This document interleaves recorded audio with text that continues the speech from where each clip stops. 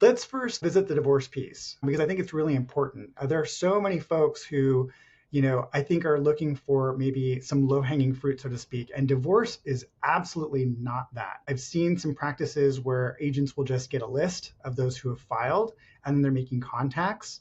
And they're often sometimes the first person to deliver the news to the other spouse that they're getting a divorce. That's not okay. That's not how we want to show up. So the best way we can do that is to actually support the family law community and to be an affiliated professional. And so instead of what we're used to as agents being business to consumer, we really want to focus on being business to business. We want to first and foremost make sure that we're credentialed so we can show up as professionals. And then we cultivate a set of relationships with attorneys, with family law practitioners. It is a very slow moving bus to get on because unless you already are in relationship with such professionals, getting a foot in the door can really take something. So my outlook on setting up that piece of business was, 1 to 2 years to kind of really get it up and running. I received my certified divorce real estate expert credential middle of this last year, and just about 2 months ago got assigned to my first case. So, there is definitely some ramp up time, and that program in and of itself is about 12 weeks. So it's an investment. I'm a founding board member for a nonprofit organization that was born out of our Keller Williams Rainbow Network, and that's the LGBT Housing Initiative.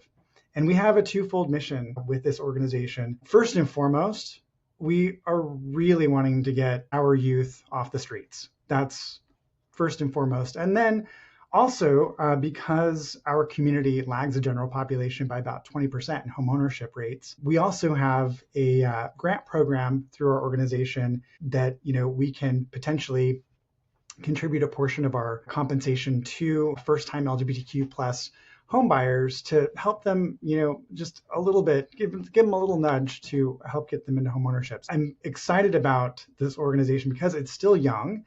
It's still in its infancy. We launched in spring of 2021. To date, we've raised about $400,000. So I'd say that's a pretty good soft start. I'm most excited about the impact that we can and get to make on the lives of our youth and on those in our community who can potentially get a foothold into creating generational wealth for themselves and their families. I jumped in feet first. The timing was perfect. It was the beginning of the Great Recession.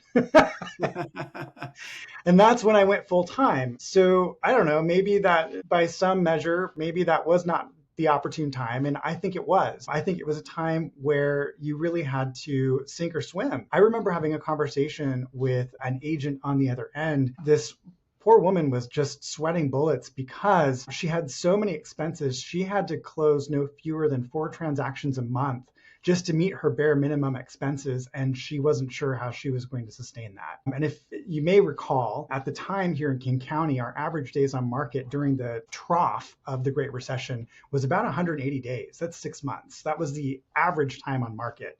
So nothing was happening quickly. Talk about the search for the motivated. They were, few and far between at that time. It's absolutely, I think, essential to, continue to be in front of each other because we find ourselves in people's lives as real estate professionals when they're in some form of transition.